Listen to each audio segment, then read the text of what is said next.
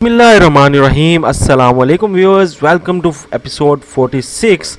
और आज हम जुलाई के रिलेटेड जितने भी करंट अफेयर्स हैं उनको हम देखेंगे। अगर आप हमारा व्हाट्सएप ग्रुप ज्वाइन करना चाहते हैं, here is the number. Instagram पर फॉलो करना चाहते हैं @learningwithrizwan, और वेबसाइट हमारी विजिट करें MCQs Mania for the MCQs preparation. So first question है, who will host the first meeting on threats of AI। तो आर्टिफिशियल इंटेलिजेंस आपको पता है छा गई है, और उसके ऊपर यूनाइटेड नेशन सिक्योरिटी काउंसिल जो है वो होस्ट करेगा पहली मीटिंग, जिसमें वो पीस और सिक्योरिटी के बारे में बात की जाएगी, और आर्टिफिशियल इंटेलिजेंस के जो थ्रेट्स हैं उसको लेकर बात की जाएगी कि क्या ये आर्टिफिशियल इंटेलिजेंस पूरी दुनिया के अंदर बवाल मचा सकती है या नहीं, और सिक्योरिटी के लिहाज से उसके ऊपर बात की जाएगी।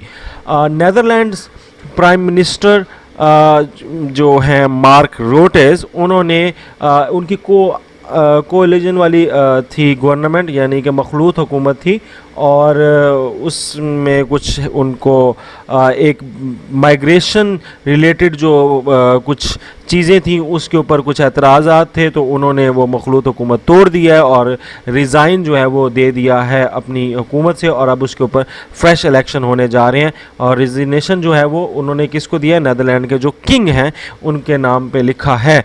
तो मार्क रूटेस जो थे नेदरलैंड के प्राइम मिनिस्टर थे, और उन्होंने इस्तीफ़ा दे दिया कुछ इख्तलाफात की बिना पर, जो कि माइग्रेशन रिलेटेड कुछ रूल्स के ऊपर थी। न्यूजीलैंड जो है वो पहला कंट्री बन चुका है जिसने बिल्कुल बैन कर दिया है प्लास्टिक बैग्स के ऊपर, टोटली बैन कर दिया है, और हर तरह के प्लास्टिक बैग के ऊपर पाबंदी लगा दी है। एक बीमारी है जिसको ब्रेन ईटिंग अमीबा जो है वो फैला रहा है, और इस बीमारी का नाम है प्राइमरी एमेबिक मेनिंजोसेफेलिटिस, ठीक है, और इसको पैम के नाम से भी रखा जाता है। बेसिकली एक अमीबा की वजह से होती है जिसका नाम है नेग्लेरिया फोलेरी, और ये बहुत कॉमनली अब पाया जा रहा है फ्रेश वाटर और सॉइल में, और ये नाक के ज़रिए दिमाग में जाता है, और दिमाग को कि जो मेनिंजेस हैं और जो न्यूरॉन्स हैं उनको डैमेज करता है, और इसको ब्रेन ईटिंग अमीबा भी कहते हैं। इसका फर्स्ट केस जो है वो साउथ कोरिया के अंदर भी अब जो है वो डिस्कवर हो चुका है, और इससे पहले इंडिया के अंदर केरला के अंदर भी ये रिपोर्ट हुआ था, और इस काफ़ी ज़्यादा ये खबरों में आ रहा है, तो आप इसको देख सकते हैं, और इसके ऊपर आपको नॉलेज भी होनी चाहिए। ईरान को इंक्लूड कर लिया गया है SCO मेंबर्स के अंदर। SCO मेंबर्स क्या है, शंघाई कोऑपरेशन ऑर्गेनाइजेशन है, और इसके अंदर पहले ईरान नहीं था, अब ईरान को भी शामिल कर लिया गया है। और इसका जो समिट था वो इंडिया ने होस्ट किया था, वर्चुअल समिट था, यानी कि वर्चुअली होस्ट किया था, और इसके अंदर पहले 8 ममालिक थे, और अब ईरान को फुल मेंबरशिप मिल गई है। तो अब जो SCO शंघाई कोऑपरेशन ऑर्गेनाइजेशन है, इसके टोटल मेंबर्स जो हैं वो 9 मेंबर्स हैं, और 4 जुलाई को इसका वर्चुअली जो है वो इजलास हुआ, इंडिया ने होस्ट किया, और इसके अंदर मेमोरेंडम ऑफ ऑब्लिगेशन के ऊपर भी साइन हुए हैं, जिसमें बेलारस जो कि पहले ऑब्जर्वर था, अब उसको भी मेंबरशिप देने के लिए पहला स्टेप जो होता है मेमोरेंडम ऑफ ऑब्लिगेशन, वो साइन करवा लिया गया है। तो इन करीब कुछ सालों में बेलारस भी इसका मेंबर बन जाएगा, और टोटल मेंबर्स की तादाद 9 से 10 हो जाएगी। अभी फ़िलहाल 9 है, और ईरान जो है वो न्यूली आया है। चाइना ने लॉन्च कर दिया पहला ऑपरेटिंग सिस्टम जिसको open source desktop operating system कहा जाता है, और इसका नाम है ओपन काइलिन 1.0। ऑफ कोर्स ये 2.0 आगे जाएगा। ओपन काइलिन इसका नाम है, चाइना ने ऑपरेटिंग सिस्टम। तो पहले जो मशहूर ऑपरेटिंग सिस्टम है उसके अंदर आपको बताया विंडोज़ है, यूनिक्स है, लिनक्स है, और मैक ऑपरेटिंग सिस्टम है जो कि आईफोन, एप्पल वगैरह, एप्पल के जो लैपटॉप्स और कंप्यूटर हैं उसमें होता है। तो ये जो थे, अब चाइनीज़ भी इसको टक्कर देने के लिए US, ये सब तकरीबन सारे US के ही हैं, ठीक है, और ये इसको टक्कर देने के लिए अब ओपन काइलिन नाम का चाइनीज़ की तरफ से भी ऑपरेटिंग सिस्टम आ गया है। पेरू जो है एक कंट्री है साउथ अमेरिका के अंदर है, उसने नेशनल इमरजेंसी कर दी है। तो किस वजह से? वो एक न्यूरोलॉजिकल डिजीज़ उधर बहुत ज़्यादा फैल गई है, और वो डिजीज़ का नाम है गुइलिन बैरे सिंड्रोम, ठीक है। और इसमें कुछ अभी तक इसका सही पता नहीं लगा कि ये क्या, बरल नर्वस सिस्टम के ऊपर ये अटैक करती है, और उसकी वजह से इम्यून सिस्टम जो है वो इम्यून सिस्टम की वजह से नर्वस सिस्टम के ऊपर कोई डैमेज हो रहा है, ठीक है। इसमें आपको ये बस नाम ज़हन में रखिएगा, गुइलिन बैरी सिंड्रोम, ठीक है। इसकी वजह से इस जो है वो स्टेट इमरजेंसी लगानी पड़ी है उनको। लैटिवा के जो है वो 11वें प्रेसिडेंट बने हैं, उनका नाम क्या है? ये पहले फॉरेन मिनिस्टर भी रह चुके हैं, इनका नाम है एडगार रेनकेविक्स, ठीक है। इतना इंपॉर्टेंट नहीं है, बस ज़हन में रख लें कि अगर वो पूछ लें तो नए प्रेसिडेंट लैटिवा के कौन से हैं, तो लैटविया के नए प्रेसिडेंट हैं एडगार रेनकेविक्स। यूएई जो है इसने पार्टिसिपेट किया है Asia Pacific group of money laundering, जिसको एपीजी भी कहा जाता है, जो कि एक किस्म की एफएटीएफ जो कि ब्लैक लिस्ट करती है और ग्रे लिस्ट करती है कंट्रीज़ को on basis of money laundering, terrorism वगैरह। तो उसके ऊपर ये उस एफएटीएफ टाइप की स्टाइल की एक लोकल आप कह लें कि एक रीजनल कह लें, हाँ रीजनल लफ्ज़ अच्छा है कि रीजनल बॉडी है। और उसके जो यूएई है वो पहली दफ़ा उसका एज अ ऑब्जर्वर स्टेट उसने उसमें क्या किया है, पार्टिसिपेट किया है। उसके बाद प्राइम मिनिस्टर नरेंद्र मोदी हैं, उन्होंने फ़्रांस का दौरा किया था, और फ्रांस के जो सदर थे उनको स्पेशल गिफ्ट दिया था। और आपको पता है कि फ्रांस के जो प्रेसिडेंट है उनका नाम है एमैनुअल मैक्रोन, और जो उनको गिफ्ट दिया है मोदी साहब ने वो दिया हुआ है सैंडलवुड सितार है कुछ, ठीक है, ऐसा कुछ सितार सा है, तो वो गिफ्ट किया है, बड़ा मशहूर भी हुआ, खबरों में भी चलता रहा। जकार्ता इंडोनेशिया के अंदर 56th एशियान यानी एशियान जो है फॉरेन मिनिस्टर्स की मीटिंग हुई है। आपको पता है कि एशियान जो है ये जो साउथ ईस्ट एशिया के कंट्रीज़ हैं, नेशंस हैं, उसकी एक गठजोड़ है। तो उसका फॉरेन मिनिस्टर का 56 इजलास हुआ, और उस जिसको AMM का भी कहा जाता है, और उसके अंदर सऊदी अरेबिया ने भी ऑफिशियली पार्टिसिपेट किया, और ऑफिशियली सऊदी अरेबिया को पार्ट बना दिया गया है। एशियान का एक ट्रीटी है जिसका नाम है treaty of amity and cooperation TAC नाम से, उसके अंदर उन्होंने सऊदी अरेबिया को भी ऑफिशियली जो है वो इंक्लूड कर लिया गया। और इस तरह इनके जो कंट्रीज़ के तादाद है 51 कंट्री हैं जो इस ट्रीटी के अंदर आ चुके हैं। 56 फॉरेन मिनिस्टर की मीटिंग थी, कहाँ हुई? जकार्ता में, और वहाँ पर जो treaty of amity and corporation है उसमें सऊदी अरेबिया को भी मेंबर बना दिया गया, और उसके टोटल 51 मेंबर हो चुके हैं। एशियान के नहीं, ट्रीटी की बात हो रही है, ठीक है। पहला चाइनीज़ की कोई प्राइवेट कंपनी है, उसने फर्स्ट मीथेन से चलने वाला स्पेस रॉकेट बनाया, और उसका नाम कुछ ज़ुहूक 2 है। चाइना में कुछ ट्रॉपिकल स्टॉर्म्स आए हैं, उसमें एक का नाम है तालीम और दूसरे का नाम है डॉक्सोरी। तो ये उस सैलाब की भी उधर शक्ल बनी है, तो ये आप देख लीजिएगा, 2 टाइफून्स, ठीक है।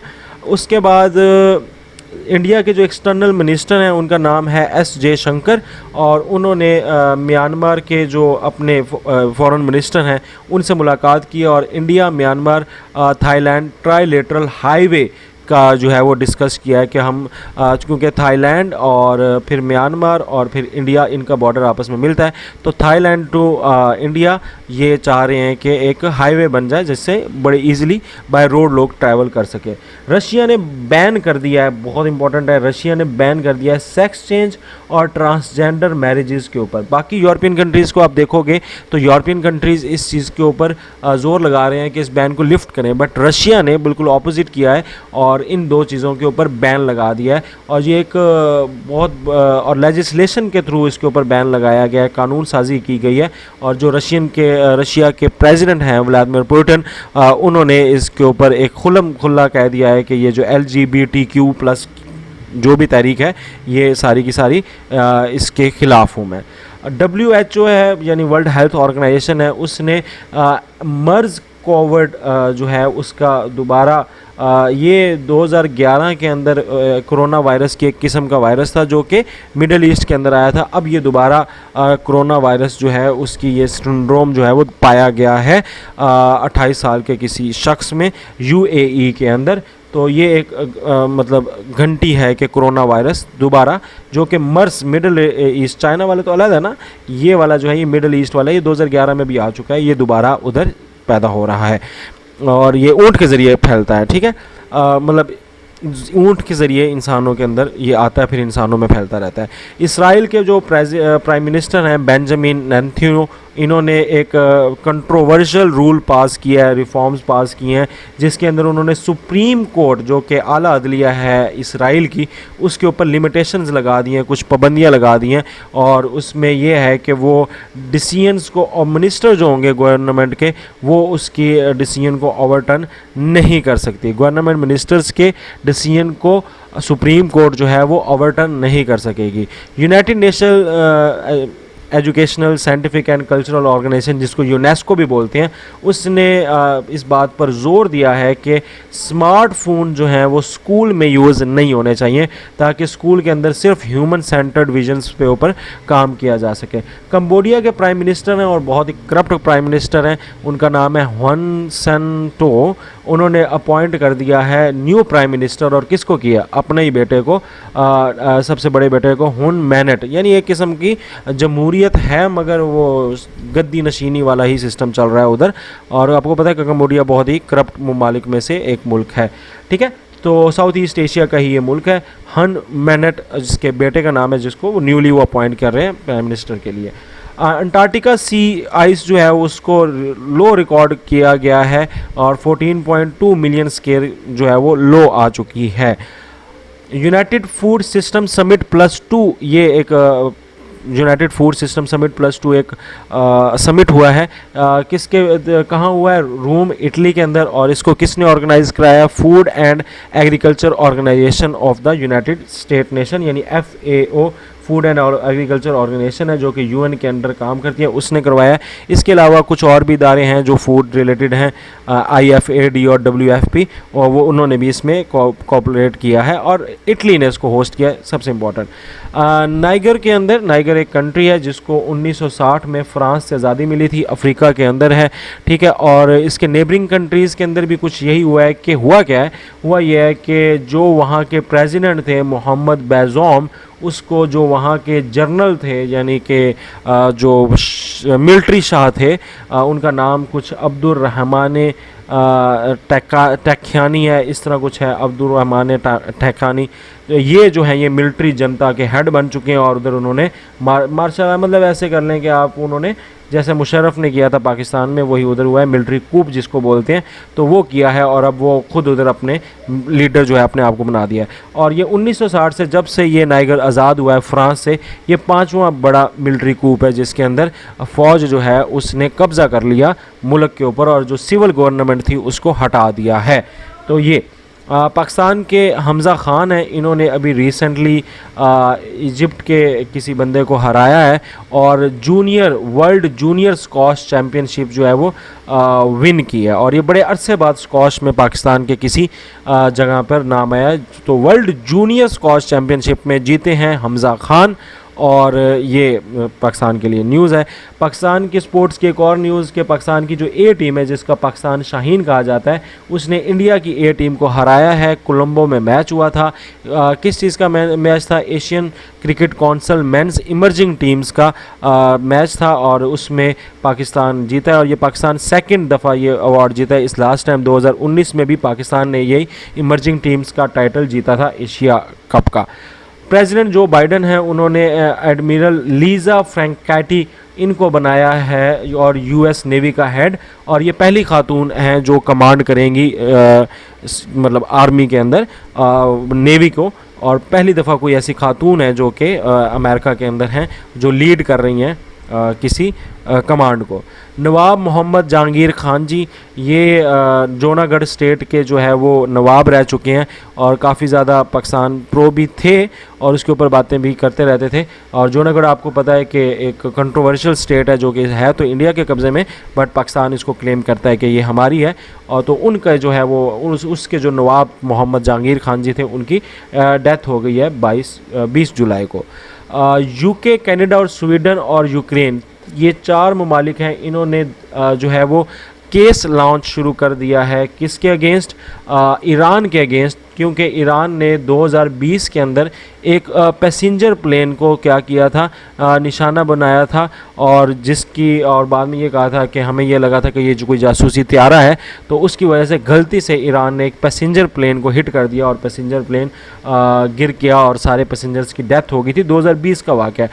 अब उसके ऊपर जो है वो यूके, कनाडा, स्वीडन और यूक्रेन, ये चारों मिल के केस करने जा रहे हैं ताकि यूक्रेन के जो पैसेंजर उसमें डेथ हुई थी उसके ऊपर देखा जाए। ये मून के ऊपर जो है वो भेज रहा है कौन? इंडिया। इंडिया क्या भेज रहा है? Unmanned space craft. कहाँ पर? साउथ पोल वाली साइड पे जाएगा, और अब तो खैर पहुँच गया क्योंकि वीडियो मैं काफ़ी लेट बना रहा हूँ।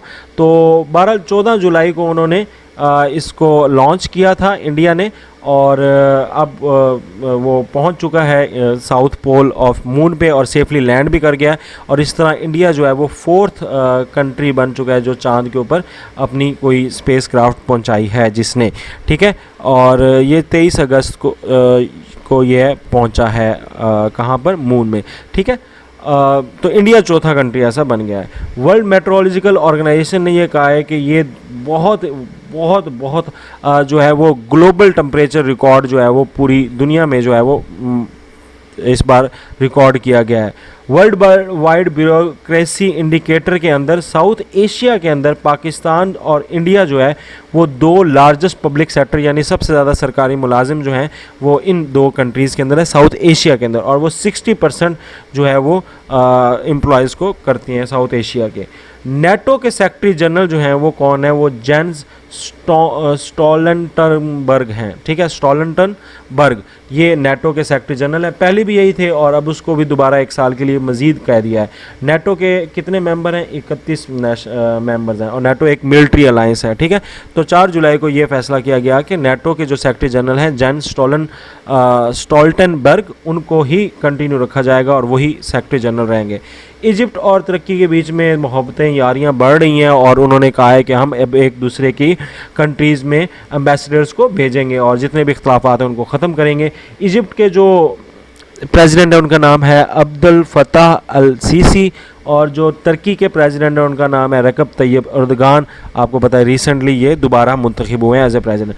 यूनाइटेड अरब एमिरेट्स जो है उसने एक नई मिनिस्ट्री का मुतारिफ करवाई है, और नई मिनिस्ट्री का नाम क्या है? मिनिस्ट्री ऑफ इन्वेस्टमेंट, ठीक है।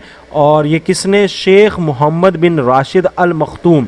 ये कौन है? ये वाइस प्रेसिडेंट भी हैं यूएई के, प्राइम मिनिस्टर भी हैं यूएई के, दुबई के हुक्मरान भी हैं, और यूएई के जो कैबिनेट मीटिंग होती है उसको सदारत भी करते हैं। तो उन्होंने एक नई मिनिस्ट्री बनाई है, मिनिस्ट्री ऑफ इन्वेस्टमेंट। किसने बनाई है? शेख मोहम्मद बिन राशिद अल मखतूम ने, ठीक है।